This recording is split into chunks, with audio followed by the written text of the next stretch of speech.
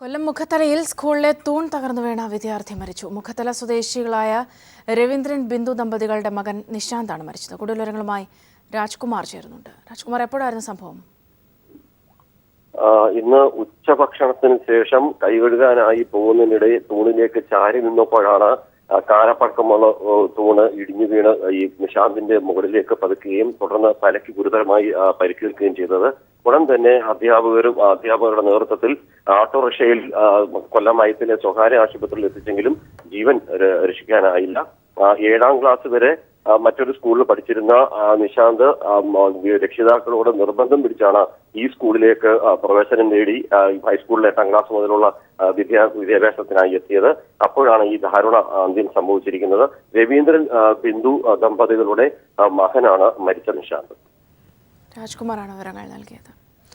Kozhikode school കുട്ടികൾ സഞ്ചരിച്ചിരുന്ന auto അപകടത്തിൽപ്പെട്ട ഒരു കുട്ടി മരിച്ചു. അപകടത്തിൽ 5 കുട്ടികൾക്ക് പരിക്കേറ്റു. കൂടുതൽ വിവരങ്ങളുമായി മേഘ മാധവൻ ചേർന്നുണ്ട്. മേഘ, എങ്ങനെയായിരുന്നു അപകടം നടന്നത്? സൗമ്യ, രാവിലെ 8 മണിയോടെയാണ് അപകടം നടന്നത്. കോഴിക്കോട് ചെറുവണ്ണൂർ വെച്ചായിരുന്നു ഈ കുട്ടികൾ സഞ്ചരിച്ചിരുന്ന ഓട്ടോ അപകടത്തിൽപ്പെട്ടത്. ഒരു ബൈക്കിന് ഇടിക്കാതിരിക്കാൻ വേണ്ടി വെട്ടിക്കുകയായിരുന്നു ഓട്ടോ. ആ സമയത്ത് ഓട്ടോ അപകടത്തിൽ പെടുകയായിരുന്നു. അതിൽ 5 കുട്ടികൾക്കാണ് പരിക്കേറ്റിരുന്നത്. അതിൽ രാവിലെ മുതൽ തന്നെ ഇപ്പോൾ മരണപ്പെട്ട നുജ നസ്രയുടെ നില അതീവ ഗുരുതരമായി തുടരുകയായിരുന്നു. അല്പം മുമ്പാണ് മരണം. മേഘയാണ് വിവരങ്ങൾ നൽകിയത്. മധ്യവേനൽ അവധി കഴിഞ്ഞ സംസ്ഥാനത്തെ സ്കൂളുകൾ തുറന്നപ്പോൾ 4 ലക്ഷത്തിലധികം കുരുന്നുകളാണ് പുതിയ അധ്യയന വർഷത്തിൽ സ്കൂളുകളിൽ എത്തിയത്. കുട്ടികളെ വരവേൽക്കുന്നതിനായി എല്ലാ സ്കൂളുകളിലും വിപുലമായ രീതിയിൽ പ്രവേശനോത്സവം സംഘടിപ്പിച്ചിരുന്നു. സ്കൂൾ പ്രവേശനോത്സവത്തിന്റെ സംസ്ഥാനതല ഉദ്ഘാടനം വിദ്യാഭ്യാസ മന്ത്രി സി രവീന്ദ്രനാഥ് നിർവഹിച്ചു.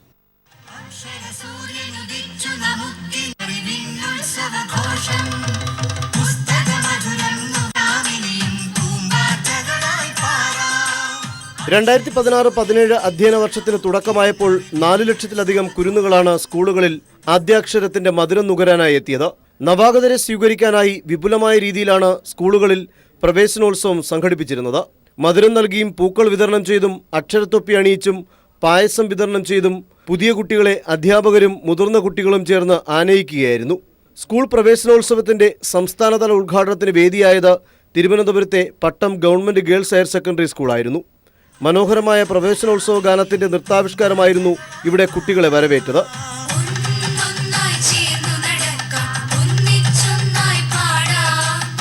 മേയർ വി കെ പ്രശാന്ത് അധ്യക്ഷത വഹിച്ച ചടങ്ങിൽ വിദ്യാഭ്യാസ വകുപ്പ് മന്ത്രി പ്രൊഫസർ സി രവീന്ദ്രനാഥ് സംസ്ഥാന സ്കൂൾ പ്രവേശനോത്സവത്തിന്റെ ഉദ്ഘാടനം നിർവഹിച്ചു.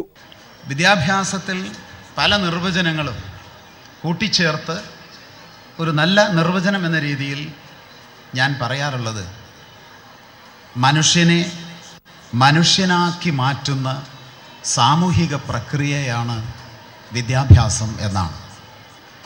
ഈ സങ്കല്പം എല്ലാവരുടെയും മനസ്സിലുണ്ടായാൽ മതി.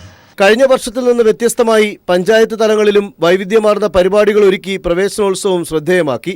കളിയും ചിരിയും അറിവും പഠനവുമായി മറ്റൊരു അധ്യയന വർഷം കൂടി. ഇനി സ്കൂൾ മുറ്റത്ത്. News bureau, Thiruvananthapuram.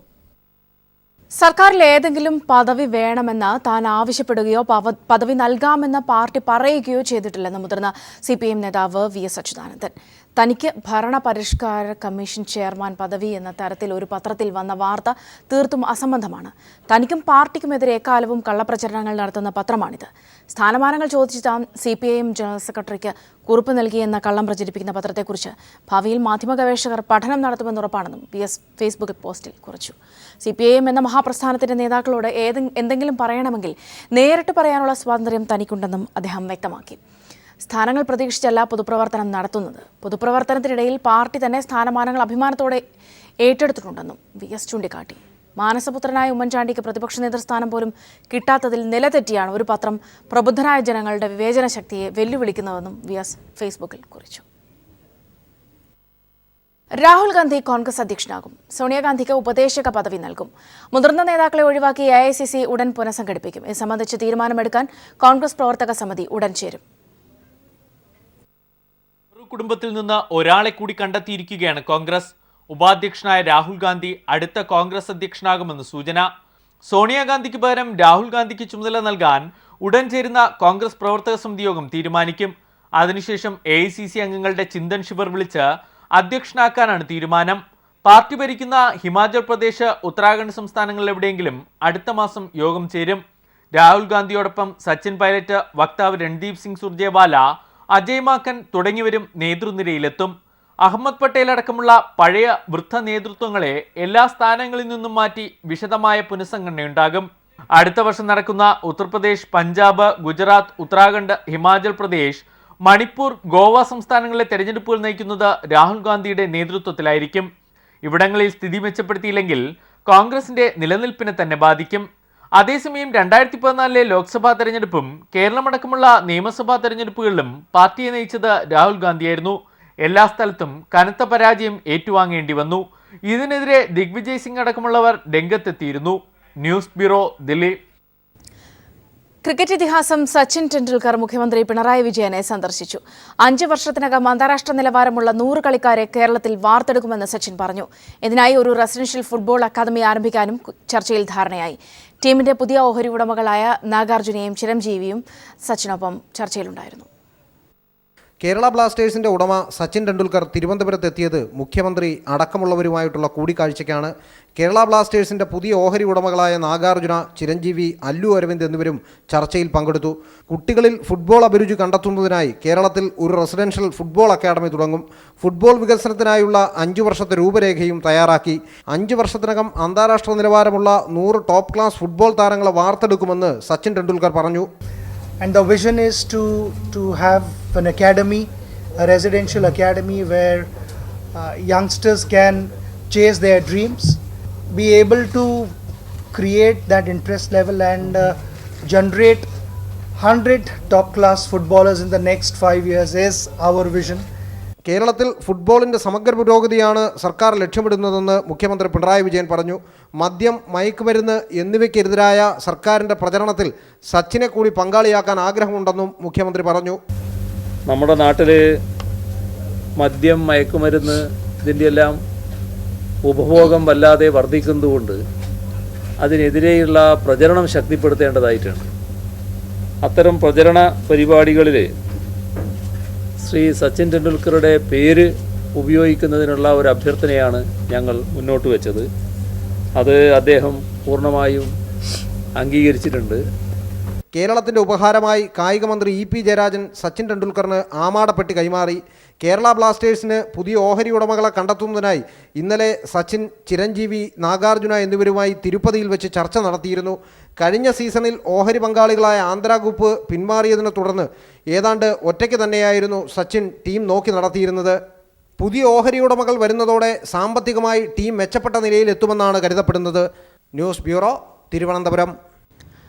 കഴിഞ്ഞ UDF സർക്കാരിന്റെ കാലത്ത് ജനുവരി 1 ശേഷം മന്ത്രിസഭയെടുത്ത വിവാദ തീരുമാനങ്ങൾ പരിശോധിക്കുന്നതിനുള്ള LDF മന്ത്രിസഭാ ഉപസമിതി യോഗം ചേരും. മന്ത്രി AK ബാലൻ കൺവീനറായുള്ള 6-അംഗ സമിതിയാണ് യോഗം ചേർന്നത്. മെത്രാൻകായൽ ഉൾപ്പെടെയുള്ള ഭൂമി വിഷയങ്ങളിൽ കഴിഞ്ഞ ഉമ്മൻചാണ്ടി മന്ത്രിസഭ വിവാദ തീരുമാനങ്ങൾ എടുത്തിരുന്നു. ഇക്കാര്യങ്ങൾ സമിതി വിശദമായി പരിശോധിച്ച് മുഖ്യമന്ത്രിക്ക് റിപ്പോർട്ട് കൈമാറും. മന്ത്രിമാരായ Thomas Isaac, VS Sunilkumar, Mathew T Thomas, AK Saseendran, Ramachandran Kadannappally എന്നിവരാണ് ഉപസമിതിയിലെ മറ്റംഗങ്ങൾ.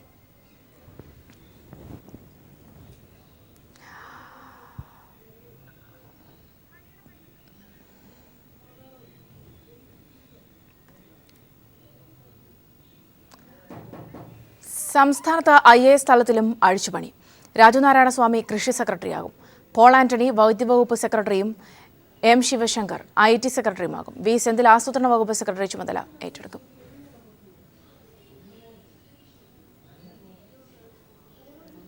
മെഡിക്കൽ പ്രവേശന പരീക്ഷാ ഫലം വിദ്യാഭ്യാസ മന്ത്രി പ്രഖ്യാപിച്ചു. 1,04,787 പേർ യോഗ്യത നേടി. 1-ാം റാങ്ക് കണ്ണൂർ സ്വദേശി മുഹമ്മദ് മുനവറിനും 2-ാം റാങ്ക് ചെന്നൈ സ്വദേശി ലക്ഷന്തവിനും 3-ാം റാങ്ക് എറണാകുളം സ്വദേശി ബെൻസനൽ ദോയ്ക്കും ലഭിച്ചു. വിദ്യാഭ്യാസ മന്ത്രി പ്രൊഫസർ C രവീന്ദ്രനാഥ് ആരോഗ്യമന്ത്രി KK ശൈലജയ്ക്ക് കോപ്പി നൽകിയാണ് ഫലം പ്രസിദ്ധീകരിച്ചത്. 1 മുതൽ 10 വരെ റാങ്കുകൾ ഇപ്രകാരം: Muhammad Munavar VV, Lakshyandev B, Benson Jake, Rameesa Jahansa, Kevin Joy, Ajay S Nair, Asif Mohan K, Harikrishnan K, Aleena Augustine, Nihala A. SC വിഭാഗത്തിൽ ബിപിൻ G രാജന് 1-ാം റാങ്കും അരവിന്ദ് രാജന് 2-ാം റാങ്കും ലഭിച്ചു. ST വിഭാഗത്തിൽ കാസർഗോഡ് സ്വദേശിനി മേഘന വിക്കാണ് 2-ാം റാങ്ക്. MBBS BDS കോഴ്സുകളിലേക്ക് 1-ാം ഘട്ട അലോട്ട്മെന്റ് ജൂലൈ 15 മുൻപായി നടക്കും. 2-ാം ഘട്ട അലോട്ട്മെന്റ് ഓഗസ്റ്റ് 22 മുൻപും നടക്കും. പ്രവേശനം പൂർത്തിയാക്കാനുള്ള അവസാന തീയതി ഓഗസ്റ്റ് 31 കുട്ടികൾ കുറവുള്ളതിന്റെ പേരിൽ ഒരു സ്കൂളും അടച്ചുപൂട്ടില്ലെന്ന് വിദ്യാഭ്യാസ മന്ത്രി വ്യക്തമാക്കി. സ്കൂളാണ്. ഒരു കുട്ടി ആയാലും പഠിച്ചാൽ അത് ഈ സമൂഹത്തിന് നേട്ടമാണെന്നാണ് കണക്ക്. അവിടെ സാമ്പത്തിക ലാഭനഷ്ടമല്ല. ഈ മാസം മധ്യത്തോടെ പാഠപുസ്തകങ്ങൾ സ്കൂളുകളിൽ എത്തിക്കുമെന്നും അദ്ദേഹം പറഞ്ഞു. News bureau, Thiruvananthapuram. മെഡിക്കൽ എൻട്രൻസിൽ 1ാം റാങ്ക് കിട്ടിയ സന്തോഷത്തിലാണ് മുഹമ്മദ് മുനവറും കുടുംബവും. Kannur Peralassery government AKG higher secondary സ്കൂളിലാണ് മുനവർ +2 പഠനം പൂർത്തിയാക്കിയത്. സർക്കാർ സ്കൂളിൽ പഠിച്ച ഈ മിടുക്കൻ A+ നേടിയാണ് SSLCയും +2വും പൂർത്തിയാക്കിയത്. കോയോട് ബൈത്തുൽ സലാം വീട്ടിൽ മുഹമ്മദ് അലിയും നദീറ ടീച്ചറും അഭിനന്ദനം അറിയിക്കാനെത്തുന്നവരെ സ്വീകരിക്കാനുള്ള തിരക്കിലാണ്. മുഹമ്മദ് മുനവർ മെഡിക്കൽ എൻട്രൻസ് പരീക്ഷയിൽ 1 മുതൽ 10 വരെ റാങ്ക് പ്രതീക്ഷിച്ചിരുന്നെങ്കിലും പരീക്ഷയിൽ 1ാം റാങ്ക് നേടിയതിന്റെ ആഹ്ലാദം പങ്കുവയ്ക്കുകയാണ്. ഡൽഹിയിൽ ഉന്നത വിദ്യാഭ്യാസം നേടണമെന്നാണ് മുനവറിന്റെ ആഗ്രഹം. ഇപ്പോൾ വളരെയധികം സന്തോഷം. 10 റാങ്കിനുള്ളിൽ പ്രതീക്ഷിച്ചിരുന്നു. അഥവാ ഡൽഹി എയിംസ് കിട്ടുകയാണെങ്കിൽ അവിടെ പോകാനാണ് ഇഷ്ടം. കഴിഞ്ഞ തവണ 1144ാം റാങ്ക് ലഭിച്ചിട്ടും മെഡിക്കൽ കോളേജിൽ സീറ്റ് ലഭിക്കാത്തതിൽ ഉണ്ടായ വിഷമം മകന് 1ാം റാങ്ക് ലഭിച്ചതോടെ മുഹമ്മദ് അലിക്ക് മാറിക്കിട്ടി. മകൻ്റെ വിജയത്തിൽ അതീവ സന്തോഷിക്കുന്നു. മകന് ആദ്യ തവണ 1344 റാങ്ക് ഉണ്ടായിരുന്നു. കാരണം ഇവിടെ 16 മെഡിക്കൽ കോളേജുണ്ട്. സമുദായത്തിന് പേര് പറഞ്ഞുള്ള പാർട്ടികളുണ്ട്. എന്നിട്ടും പിന്നോക്കാവസ്ഥ പരിഹരിക്കാമെന്ന് അനുഭവിച്ച പാർട്ടിക്കാരന് പിന്നോക്ക വിഭാഗത്തിലുള്ള ആൾക്കാർക്ക് സീറ്റ് കൊടുക്കുന്നില്ല. ഉമ്മ നദീറയും സഹോദരി ആയിഷയും മുനവറിന്റെ റാങ്കിൽ ഏറെ ആഹ്ലാദത്തിലാണ്. ചെറുപ്പം മുതൽ സർക്കാർ സ്കൂളുകളിൽ മലയാളം മീഡിയമാണ് മുനവർ പഠിച്ചത്. +2വിന് പെരളശ്ശേരി AKG ഹയർ സെക്കൻഡറി സ്കൂളിൽ നിന്നും മുഴുവൻ വിഷയത്തിലും മുഴുവൻ മാർക്ക് നേടി A+ നേടിയിട്ടുണ്ട് ഈ മിടുക്കൻ. മകനെ തേടിയെത്തിയ റാങ്കിന്റെ നിറവിലാണ് കുടുംബം. മുനവറിന്റെ വീട്ടിൽ നിന്നും ക്യാമറാമാൻ ജയൻ കല്യാശ്ശേരിക്കൊപ്പം PV ജോഷില. ലോക്നാഥ് ബെഹ്റ പോലീസ് മേധാവിയായ ചുമതലയേറ്റു. പോലീസ് സേനയെ ആധുനികവൽക്കരിക്കുമെന്ന് DGP. തെളിയിക്കപ്പെടാത്ത കേസുകളിൽ വീണ്ടും അന്വേഷണം നടത്തുമെന്നും ലോക്നാഥ് ബെഹ്റ പറഞ്ഞു. വിവരങ്ങളുമായി ദിനകർ ചേരുന്നുണ്ട്. ദിനകർ, എന്തൊക്കെയാണ് അദ്ദേഹം പ്രത്യേകിച്ച് ഇനി വരുത്താൻ പോകുന്ന വലിയ മാറ്റങ്ങളെക്കുറിച്ച് ആദ്യം നൽകിയ സൂചനകൾ വിശദമായി തന്നെ പറഞ്ഞ വാർത്താസമ്മേളനത്തിൽ എന്തൊക്കെയാണ് അദ്ദേഹം പറഞ്ഞത്? സൗമ്യ, സംസ്ഥാന പോലീസ് മേധാവിയായി ലോക്നാഥ് ബെഹ്റ സ്ഥാനമേറ്റു. ഇന്ന് 3:30 കൂടിയാണ് അദ്ദേഹം പോലീസ് ഹെഡ്ക്വാർട്ടേഴ്സിൽ തിരുവനന്തപുരത്തെ പോലീസ് ആസ്ഥാനത്ത് എത്തി ചുമതല ഏറ്റെടുത്തത്. അതേസമയം മുൻ DGP TP സെൻകുമാർ ചടങ്ങിൽ സംബന്ധിച്ചില്ല. സാധാരണഗതിയിൽ മുൻ DGPയുടെ കയ്യിൽ നിന്നും ബാറ്റൺ കൈമാറിക്കൊണ്ടാണ് അധികാരം കൈമാറുക. അദ്ദേഹം അവധിയിൽ പ്രവേശിച്ചിരിക്കുകയാണ്. അദ്ദേഹത്തെ കഴിഞ്ഞ ദിവസമാണ് DGP സ്ഥാനത്ത് നിന്ന് മാറ്റുകയും പകരം ലോക്നാഥ് ബെഹ്റയെ സർക്കാർ നിശ്ചയിക്കുകയും ചെയ്തത്. അദ്ദേഹം ചൂണ്ടിക്കാട്ടിയ പ്രധാനപ്പെട്ട വസ്തുതകൾ ഇവയാണ്. ജനങ്ങളുടെ സുരക്ഷ ഉറപ്പാക്കുന്നതിന് പ്രാമുഖ്യം നൽകും. അതോടൊപ്പം തന്നെ പോലീസിൽ ആധുനികവൽക്കരണം നടപ്പാക്കും. അടിസ്ഥാന സൗകര്യം വികസിപ്പിക്കും. ഏറെ നാളായി മുടങ്ങിക്കിടക്കുന്ന കേസുകളിൽ അന്വേഷണം പൂർത്തിയാക്കും എന്നും അദ്ദേഹം വ്യക്തമാക്കി. അതോടൊപ്പം തന്നെ കുറ്റാന്വേഷണം മികവുറ്റതാക്കും. CBI മോഡലുള്ള അന്വേഷണം പോലീസിൽ നടപ്പാക്കാൻ ഉദ്ദേശിക്കുന്നു എന്നും അദ്ദേഹം ചൂണ്ടിക്കാട്ടുകയുണ്ടായി. ദീർഘനാൾ അദ്ദേഹം CBI ഓഫീസറായി സേവനമനുഷ്ഠിച്ചിട്ടുണ്ട്. അതുകൊണ്ട് തന്നെ അത്തരത്തിലുള്ള സാധ്യത കേരള പോലീസിൽ നടപ്പാക്കും എന്നും അദ്ദേഹം ചൂണ്ടിക്കാട്ടുകയുണ്ടായി. ജിഷ വധക്കേസുമായി ബന്ധപ്പെട്ടുകൊണ്ട് അദ്ദേഹം ചൂണ്ടിക്കാട്ടിയ വസ്തുത ഇതാണ്. ജിഷ കൊലക്കേസ് തനിക്കും വെല്ലുവിളിയാണ്. 2 ദിവസത്തിനകം എന്തെങ്കിലും വ്യക്തമായ സൂചന നൽകാൻ കഴിയുമെന്നാണ് തന്റെ പ്രതീക്ഷ എന്ന് അദ്ദേഹം ചൂണ്ടിക്കാട്ടുകയുണ്ടായി. അതോടൊപ്പം അദ്ദേഹം ചൂണ്ടിക്കാട്ടിയ പ്രധാനപ്പെട്ട ഒരു വസ്തുത പോലീസിൽ ആധുനികവൽക്കരണം നടപ്പാക്കും. ഏറെ നാളായി മുടങ്ങിക്കിടക്കുന്ന കേസുകളിൽ അന്വേഷണം ഉടൻ പൂർത്തിയാക്കുമെന്നും അദ്ദേഹം ചൂണ്ടിക്കാട്ടുകയുണ്ടായി. സൗമ്യ, ഒപ്പം തന്നെ ദിനകർ, ഒരുപക്ഷെ പുതിയ നിയമനങ്ങളുമായി ബന്ധപ്പെട്ടുണ്ടായിരിക്കുന്ന വിവാദങ്ങൾ, ഇത്തരം വിഷയങ്ങളിലൊക്കെ കഴിഞ്ഞ ദിവസം സെൻകുമാർ പറഞ്ഞ കാര്യങ്ങൾ വലിയ രീതിയിൽ ചർച്ച ചെയ്യപ്പെട്ടതാണ്. അത്തരം വിഷയങ്ങളിലേക്കൊന്നും കടക്കാതെ കൂടിയാണ് അതല്ല യഥാർത്ഥത്തിൽ ഇപ്പോൾ പോലീസ് സേനയ്ക്ക് വേണ്ടത് എന്താണ് എന്നുള്ള കാര്യമാണ് പ്രധാനം എന്നുകൂടി കൂട്ടിച്ചേർത്തുകൊണ്ടാണ് അദ്ദേഹം വാർത്താ സമ്മേളനം നടത്തിയത്. ഒരുപക്ഷെ ആവർത്തിച്ചുള്ള ഇത്തരം ചോദ്യങ്ങളോടുള്ള അദ്ദേഹത്തിന്റെ പ്രതികരണം എങ്ങനെയായിരുന്നു? തീർച്ചയായും സൗമ്യ, അത്തരം വിവാദ പരാമർശങ്ങളിലേക്ക് കടക്കാൻ അദ്ദേഹം തയ്യാറായില്ല. പ്രത്യേകിച്ച് TP സെൻകുമാർ കഴിഞ്ഞ ദിവസം അദ്ദേഹത്തിനെ മോശമായ രീതിയിൽ അദ്ദേഹത്തിനെതിരെ പരാമർശം നടത്തിയിരുന്നു. അതുമായി ബന്ധപ്പെട്ടുകൊണ്ട് അദ്ദേഹം പ്രതികരിക്കാൻ തയ്യാറാവുകയും ചെയ്തില്ല. വളരെ കൃത്യമായ നിലപാടുകളിൽ ഊന്നി നിന്നുകൊണ്ടാണ് അദ്ദേഹം തന്റെ നിലപാട് വ്യക്തമാക്കിയത്. പോലീസിനെ എങ്ങനെ ജനങ്ങളുമായി ബന്ധിപ്പിച്ചുകൊണ്ട് ജനങ്ങൾക്ക് പോലീസിന്റെ സേവനം എങ്ങനെ ഉറപ്പാക്കാം എന്നതാണ് അദ്ദേഹം പ്രധാനമായും ചൂണ്ടിക്കാട്ടിയത്. ജനങ്ങളുടെ സുരക്ഷ ഉറപ്പാക്കും, അതിൽ സ്ത്രീ സുരക്ഷയ്ക്ക് പ്രാധാന്യം നൽകുമെന്നും അദ്ദേഹം ചൂണ്ടിക്കാട്ടുകയുണ്ടായി. ഉന്നത പോലീസ് ഉദ്യോഗസ്ഥരും മനോജ് എബ്രഹാം ഉൾപ്പെടെയുള്ള ഉന്നത പോലീസ് ഉദ്യോഗസ്ഥരും അദ്ദേഹത്തിന്റെ സ്ഥാനം ഏറ്റെടുക്കൽ ചടങ്ങിൽ സംബന്ധിച്ചു. സ്വാമി ദിനകറാണ് വിവരങ്ങൾ നൽകിയത്. കൈരളി TV ഒരുക്കുന്ന മെഗാ ഷോ ഉത്സവ് 2016 നാളെ വൈകിട്ട് 6 മണിക്ക് കുറ്റിപ്പുഴ ബിലീവേഴ്സ് ചർച്ച് ഓഡിറ്റോറിയത്തിൽ നടക്കും. പ്രശസ്ത ഗായകരായ ഉണ്ണിമേനോൻ, റിമി ടോമി എന്നിവരുടെ സംഗീത വിരുന്നും ചലച്ചിത്ര താരങ്ങളും നർത്തകരുമായ ഷംന കാസിം, സരയു എന്നിവരുടെ നേതൃത്വത്തിലുള്ള നൃത്തവിരുന്നും ചലച്ചിത്ര താരമായ ഹരിശ്രീ അശോകൻ നയിക്കുന്ന ഹാസ്യ വിരുന്നും അടക്കം 75ഓളം കലാകാരന്മാർ 3 മണിക്കൂർ നീളുന്ന മെഗാ ഷോയാണ് നടത്തുക. വാർത്താ സമ്മേളനത്തിൽ സ്വാഗത സംഘം ചെയർമാനും നഗരസഭാധ്യക്ഷനുമായ KV Varghese, general convener advocate Francis V Antony, Kairali TV senior AGM Sunil, PRO Ajayan Ambalappad എന്നിവർ പങ്കെടുത്തു.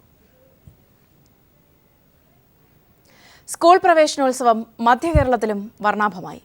അറിവിന്റെ ലോകത്തേക്ക് പിച്ചവെക്കുന്ന കുരുന്നുകളെ സമ്മാനങ്ങളും മധുരവും നൽകിയാണ് അധ്യാപകർ വരവേറ്റത്. ഉടുപ്പണിഞ്ഞ് പുത്തൻ കുടയും ബാഗുമായി രക്ഷിതാക്കളുടെ കൈപിടിച്ച് വിദ്യാലയമുറ്റത്തെത്തിയപ്പോൾ പലർക്കും പല ഭാവമായിരുന്നു. ചിലർക്ക് അങ്കലാപ്പ്, ചിലർക്ക് സങ്കടം, മറ്റു ചിലർക്ക് ആഹ്ലാദം. അപരിചിതരായ കൂട്ടുകാരെ കണ്ടപ്പോൾ പലരും കണ്ണെടുക്കാതെ കൗതുകത്തോടെ പരസ്പരം നോക്കി. മലയാളത്തിൽ പേരെന്തെന്ന് ചോദിച്ചപ്പോൾ ഒന്നും മിണ്ടാതിരുന്ന കൊച്ചുമിടുക്കിയോട് ഹിന്ദിയിൽ പേര് ചോദിച്ചപ്പോൾ ഉഷാറായി മറുപടി വന്നു. കൂട്ടത്തിൽ ഇതര സംസ്ഥാന കുരുന്നുകളുമുണ്ടെന്ന് അപ്പോഴാണ് മനസ്സിലായത്. അമ്മ ക്ലാസ്സിൽ തനിച്ചാക്കി പോയ സങ്കടം ചിലർ മറച്ചുവെച്ചില്ല. സമ്മാനപ്പൊതിയോടൊപ്പം മധുരം നൽകിയാണ് അധ്യാപകർ നവാഗതരെ ക്ലാസ്സിലേക്ക് ആനയിച്ചത്. ലഡ്ഡു കയ്യിലിരിക്കുന്നത് കൊണ്ടായിരിക്കണം ക്ലാസ്സിലെത്തിയ മിക്കവരും സന്തുഷ്ടരായിരുന്നു.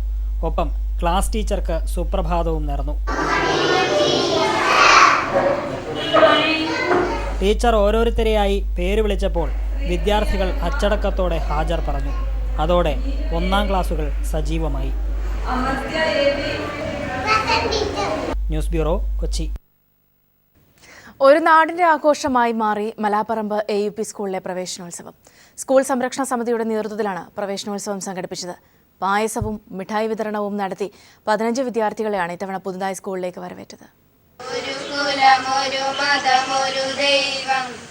വിദ്യാർത്ഥികൾക്ക് മെഴുകുതിരിയിൽ അക്ഷരദീപം പകർന്നു നൽകിയാണ് ഈ അധ്യയന വർഷത്തെ പ്രവേശനോത്സവം മലാപ്പറമ്പ് AUP സ്കൂളിൽ ആഘോഷിച്ചത്. സ്കൂൾ അടച്ചുപൂട്ടണമെന്ന ഹൈക്കോടതി ഉത്തരവിന്മേലുള്ള ആശങ്ക അവസാന ദിവസം വരെ ഉണ്ടായിരുന്നുവെങ്കിലും വിപുലമായ ആഘോഷ പരിപാടികളാണ് വിദ്യാർത്ഥികൾക്കായി സ്കൂൾ സംരക്ഷണ സമിതി ഒരുക്കിയിരുന്നത്. 58 കുട്ടികളാണ് ഈ അധ്യയന വർഷം മലാപ്പറമ്പ് AUP സ്കൂളിൽ പഠിക്കുക. 15 കുട്ടികൾ പുതുതായി സ്കൂളിൽ പഠിക്കാനെത്തിയിട്ടുണ്ട്. 1ാം ക്ലാസ്സിലേക്ക് 8 പേരാണ് ഇത്തവണ പ്രവേശനം നേടിയത്. കവി രമേശ് കവിൽ പ്രവേശനോത്സവം ഉദ്ഘാടനം ചെയ്തു. സ്കൂൾ പൂട്ടാതിരിക്കാനുള്ള സമരവുമായി മുന്നോട്ട് പോകാനാണ് തീരുമാനമെന്ന് സമരസമിതി കൺവീനർ അഡ്വക്കേറ്റ് ജയദീപ് പറഞ്ഞു. ഇത്രയും പ്രതികൂലമായിട്ടുള്ള സാഹചര്യത്തിൽ പോലും കുട്ടികൾ വന്നിട്ടുള്ളത് ഞങ്ങൾക്ക് എന്തെന്നാലും സന്തോഷമുണ്ട്, ഞങ്ങൾക്ക് പ്രതീക്ഷയുണ്ട്. ഞങ്ങൾ ഉന്നയിക്കുന്ന വിഷയം അല്ലെങ്കിൽ ഇഷ്യൂ എന്തിൻ്റെയായാലും ജനങ്ങൾ ഏറ്റെടുത്തിട്ടുണ്ട് എന്ന് തന്നെയാണ് ഞങ്ങൾക്ക് പറയാനുള്ളത്. എന്നാൽ ആശങ്കകളൊന്നുമില്ലാതെ പായസവും മിഠായിയും കഴിച്ച് വിവിധ വർണ്ണങ്ങളുടെ ബലൂണുകളുമായി പുതിയ കൂട്ടുകാരെ കിട്ടിയ സന്തോഷത്തിലാണ് കുരുന്നുകുട്ടികൾ. News bureau, Kozhikode. Malaparamba school അടച്ചുപൂട്ടരുതെന്നാവശ്യപ്പെട്ട് സർക്കാർ നൽകിയ അപ്പീൽ ഉടൻ പരിഗണിക്കാനാവില്ലെന്ന് സുപ്രീംകോടതി. കേസ് ജൂലൈയിൽ പരിഗണിക്കാമെന്ന് സുപ്രീംകോടതി. സ്കൂൾ പൂട്ടാൻ ഹൈക്കോടതി ഉത്തരവിട്ടിരുന്നു. ഇതിനെതിരെയായിരുന്നു സർക്കാർ കോടതിയെ സമീപിച്ചത്. തന്റെ ജീവന് കോൺഗ്രസ് നേതാവിൽ നിന്ന് ഭീഷണിയുണ്ടെന്ന് പെരുമ്പാവൂരിൽ കൊല്ലപ്പെട്ട ജിഷയുടെ അച്ഛൻ പാപ്പു. ജോമോൻ പുത്തമ്പുരക്കലിനെതിരെ തന്നെ തെറ്റിദ്ധരിപ്പിച്ച് പരാതി നൽകിച്ചതാണെന്നും പരാതി പിൻവലിക്കുമെന്നും അദ്ദേഹം പീപ്പിൾ ടിവിയോട് പറഞ്ഞു. കോൺഗ്രസ് നേതാവ് PP തങ്കച്ചനെതിരെ പരാതി നൽകിയ ജോമോൻ പുത്തൻപുരക്കലിനെ തനിക്കറിയില്ല. തന്നെ ചതിച്ച് കോൺഗ്രസ് നേതാവ് സുനിലും പോലീസ് ഉദ്യോഗസ്ഥൻ വിനോദും ചേർന്നാണ് ജോമോനെതിരെ പരാതി നൽകിയത്. എൻ്റെ വാർഡ് മെമ്പർ സുനിൽ, എൻ്റെ വാർഡ് 1ാം വാർഡിൽ വാർഡ് മെമ്പർ, ഈ പഞ്ചായത്ത് ഇലക്ഷനിൽ നിന്ന് ജയിച്ചവൻ, എൻ്റെ വീടിൻ്റെ പാടത്തിൻ്റെ അക്കരെയുള്ള ഒരു വിനോദം, ഞാൻ സർക്കിൾ ബസ് ഡ്രൈവറാണെന്നോ അവിടെ പോലീസാണെന്നാലും ഇവർ രണ്ടുപേരും വന്ന് എന്നോട് പറഞ്ഞു, പാപ്പച്ചേട്ടാ ഈ ജോമോനെതിരെ ഒരു പരാതി കൊടുക്കണം. IGനെ പോയി കണ്ടു, പരാതി കൊടുത്തു. തിരിച്ചു വന്ന് ഇവിടെ വന്നു കഴിഞ്ഞപ്പോൾ ഒരു 1000 രൂപ എടുത്തതായിട്ടാണ് സുനിൽ. 1000 രൂപ തന്നപ്പോൾ ഒരു ചായ പോലും തരാത്ത വ്യക്തി, ഈ സംഭവത്തെ സംബന്ധിച്ച് ഒരു അന്വേഷണം നടത്താത്ത വ്യക്തി 1000 രൂപ തന്നപ്പോൾ എനിക്ക് ഡൗട്ടായി. ഈ കള്ളത്തരം ഉണ്ടെന്നുള്ളത് എനിക്കറിയില്ലായിരുന്നു. ചതിക്കപ്പെട്ടുവെന്ന് തുറന്നു പറഞ്ഞതാണ് ജീവന് ഭീഷണിക്ക് കാരണമെന്നും പാപ്പു പറയുന്നു. എന്നെ നിർബന്ധിച്ച് പറഞ്ഞല്ലേ ഞാൻ അത് ഒപ്പിട്ട് കൊടുത്തത്. അതാണ് ഇവർക്ക് എന്നോട് ദേഷ്യം. ഞാൻ നിർബന്ധിച്ചു എന്ന് പറഞ്ഞാലാണ് ഇവർക്ക് എന്നോട് ഇവർ അന്വേഷിച്ചെടുക്കണത്. അതാ എനിക്കിപ്പോഴും പേടിയാതാ. എനിക്ക് ഏത് നിമിഷം എപ്പോൾ വേണമെങ്കിലും എന്ത് സംഭവിക്കാം. ജോമോൻ പുത്തൻപുരയ്ക്കലിനെതിരായ പരാതി പിൻവലിക്കുമോ എന്ന ചോദ്യത്തിന് മറുപടി ഇതായിരുന്നു. ജോമോൻ പുത്തൻപുരയിൽ നേരിട്ടൊന്ന് കണ്ട് സംസാരിച്ച് കഴിഞ്ഞാൽ ഞാൻ ഈ പരാതി പിൻവലിക്കും. കാരണം എൻ്റെ മകളുടെ കേസ് തെളിയിക്കാനാണല്ലോ അയാൾ ഇത്രയും കഷ്ടപ്പെട്ടത്. അപ്പോൾ അയാളെ ഒതുക്കിയത് എന്നെ കൊണ്ടല്ലേ. തങ്കച്ചിനെതിരായ ജോമോൻ പുത്തൻപുരയ്ക്കലിന്റെ പരാതി മറികടക്കാൻ കോൺഗ്രസ് നേതാവും പോലീസ് ഉദ്യോഗസ്ഥനും ഇടപെട്ടു എന്നത് ദുരൂഹമാണ്. ഇക്കാര്യത്തിൽ അന്വേഷണം ഉണ്ടാകാത്തത് കൂടുതൽ സംശയങ്ങൾക്ക് ഇടയാക്കുന്നു. കൊച്ചിയിൽ നിന്ന് സമീർ വഴങ്ങോട്. കൊല്ലം ഇരവിപുരത്ത് തീരസംരക്ഷണത്തിന് നിർമ്മിച്ച ചെറുപുലിമുട്ട് തകർന്ന് അശാസ്ത്രീയമായ നിർമ്മാണമാണ് പുലിമുട്ട് തകരാൻ കാരണമെന്ന് തീരവാസികൾ ചൂണ്ടിക്കാട്ടി. അതേസമയം കൊല്ലം ബീച്ചിൽ കടൽക്കയറ്റം ശക്തമായതിനെ തുടർന്ന് വിനോദസഞ്ചാരികൾക്ക് നിയന്ത്രണം ഏർപ്പെടുത്തിയിട്ടുണ്ട്. കൊല്ലം കാക്കത്തോപ്പ് മുതൽ താന്നി വരെയുള്ള തീരസംരക്ഷണം ലക്ഷ്യമിട്ട് മദ്രാസ് IITയുടെ നിർദ്ദേശപ്രകാരമാണ് കഴിഞ്ഞ VS സർക്കാരിന്റെ കാലത്ത് ചെറുപുലിമുട്ടുകൾ നിർമ്മിക്കാൻ തീരുമാനിച്ചത്. കഴിഞ്ഞ ഉമ്മൻചാണ്ടി സർക്കാരിന്റെ കാലത്ത് തുടങ്ങിയ നിർമ്മാണം എങ്ങും എത്തിയില്ലെന്ന് മാത്രമല്ല, അശാസ്ത്രീയമായി നിർമ്മിച്ച പുലിമുട്ടുകൾ തകർന്നു. വീടുകളുടെ അസ്ഥിവാരത്തിന് പോലും ഉപയോഗിക്കാൻ കഴിയാത്ത പാറക്കഷ്ണങ്ങൾ കൊണ്ടാണ് പുലിമുട്ടുകൾ നിർമ്മിച്ചിരിക്കുന്നതെന്ന് മത്സ്യത്തൊഴിലാളി കുടുംബങ്ങൾ ചൂണ്ടിക്കാട്ടി. കടലടി തുടങ്ങിയില്ല, അതിനു മുമ്പ് തന്നെ പുളിമുട്ട് പാതിയും പോയി. അത് ഈ 1/2 കിലോ 3/4 കിലോ പാറ വെയിറ്റുള്ള പാറ ഇവിടെ കൊണ്ടിട്ട് എന്താ കാര്യം? ഒരു കാര്യമില്ല. വീട്ടിന് അടിസ്ഥാന ഘടന പോലും ഈ സൈസ് പാറയൊന്നും കൊണ്ടിട്ട് കെട്ടത്തില്ല ആൾക്കാർ. അത്രയ്ക്ക് ചെറിയ കല്ലുകളാണ് കൊണ്ടിട്ട് അടിസ്ഥാനം കെട്ടിയിരിക്കുന്നത്. കല്ല് വളരെ ചെറുതായിപ്പോയി. കല്ല് ഏറ്റവും ഭീമമായ കല്ലടിക്കെങ്കിലും ഈ മുട്ടെന്ന് പറയുന്ന സാധനം ഇവിടെ ഇരിക്കും. പഠിക്കുന്ന ഞങ്ങളെ പൊടി മക്കളെയും പിറക്കി കെട്ടി ഞങ്ങൾക്ക് പോകാൻ ഒരു വഴിയുമില്ല. സർക്കാർ തരുന്ന ഫ്ലാറ്റിൽ പോകാനും ഒക്കത്തില്ല. പൊട്ടി ഒഴിക്കുന്ന ഫ്ലാറ്റിൽ എങ്ങനെ പോകും ഞങ്ങൾ? ഈ ചെറു പുലിമുട്ടുകൾ എന്ന് പറഞ്ഞ് ഇവിടെ ചെറു പുലിമുട്ടുകൾ ഇടുന്നുണ്ട്. വെറും നിസ്സാരമായ ചെറിയ കല്ലുകൾ കൊണ്ട് ഈ അടിക്കുന്ന തിരുമാലകളെ പോലും നിഷ്പ്രയാസത്തിൽ അത് വെറും പേപ്പർ കഷ്ണങ്ങൾ പോലെയാണ് ഇത് പോയിക്കൊണ്ടിരിക്കുന്നത്. 4 കിലോമീറ്റർ വരെയുള്ള തീരം പോലും സംരക്ഷിക്കാൻ ഇന്നത്തെ ശാസ്ത്രലോകം വികസിച്ചിട്ടില്ല എന്നാണ് തീരവാസികൾ ചോദിക്കുന്നത്. അതേസമയം കടൽക്കയറ്റം ശക്തമായതിനെ തുടർന്ന് കൊല്ലം ബീച്ചിൽ വിനോദസഞ്ചാരികൾക്ക് നിയന്ത്രണം ഏർപ്പെടുത്തി. ആഗോളതാപനവും മറ്റു പ്രശ്നങ്ങളും കാരണം സമുദ്രത്തിന്റെ ജലനിരപ്പ് കൂടി വരികയും കടലാക്രമണം രൂക്ഷമാവുകയും കേരളത്തിന്റെ തീരം ചെറുതായി വരികയും ചെയ്യുന്നു. ഒപ്പം തീരവാസികളുടെ ആശങ്കയും കൂടുന്നു. കൊല്ലത്ത് നിന്ന് ക്യാമറമാൻ പ്രമോദ് പന്തിയോടിനൊപ്പം രാജ്കുമാർ.